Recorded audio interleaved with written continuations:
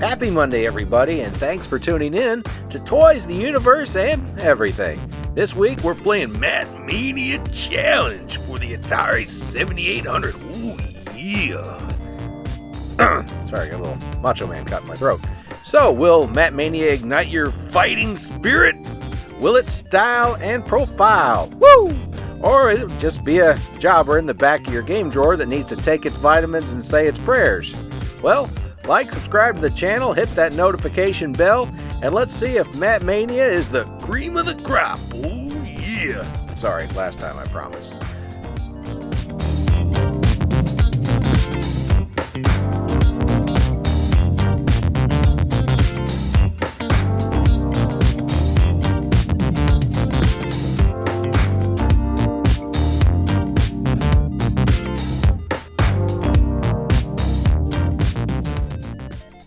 Released in 1990, Mat Mania Challenge is a port of the arcade game from 1986 that was a sequel to plain old Mat Mania from 1985. The big update to the arcade challenge was the ability to play two players simultaneously, in addition to moving up through the ranks to defeat characters like Golden Hulk, the Insane Warrior, and Hurricane Joe, and take the title belt. The Atari 7800 version uses both of the Atari 7800's fire buttons in unison with the stick to accomplish an impressive array of wrestling moves. You can climb the turnbuckles, you can throw your opponent out of the ring, and you can rebound off the ropes for the clothesline. Graphically, the game looks pretty good. I can see at some point some programmer was excited about making this game. The colors are well used, the ring looks a heck of a lot better than Fight Nights, and the crowd actually animates. The game lines up well with the NES Pro Wrestling game in terms of design, except for one thing. There is only one wrestler in this game. You've likely heard the tales of Nintendo's insistence that arcade ports have something unique for the NES console version. Let's just say Atari didn't draw the same line in the sand for their developers. Instead of more features, Mat Mania actually has less features than the original Mat Mania did for the arcade. There is no Insane Warrior, Hurricane Joe, or even the Golden Hulk. Just a palette swap of some nameless jobber who fights himself for eternity. The referee has more personality than your fighter. There is no Ric Flair or Stone Cold Steve Austin, just a generic, forgettable schmo. The moves are well animated, and the character design for the one character in this game is good. The game's moves are well represented on screen, but why was releasing what is clearly an incomplete game ever acceptable? The music is late Atari phone-it-in fare. The game's soundtrack plays one note at a time like a child's toy piano, and the sound effects are all the same for every hit. A punch sounds like a kick. Sounds like a jump off the top rope. Sounds like a pile driver.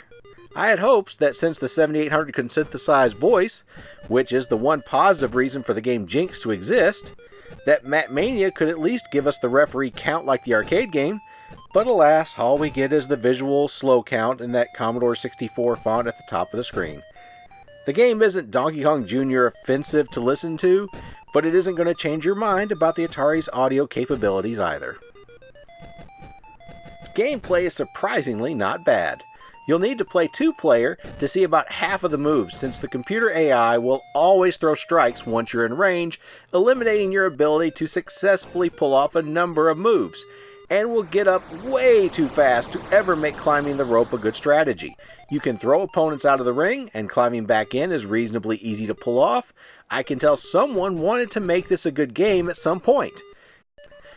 It feels good in terms of movement and gameplay interface. The game just isn't finished. I can almost hear the Atari executive telling the programmer that if it boots up, it's as done as it's ever gonna get.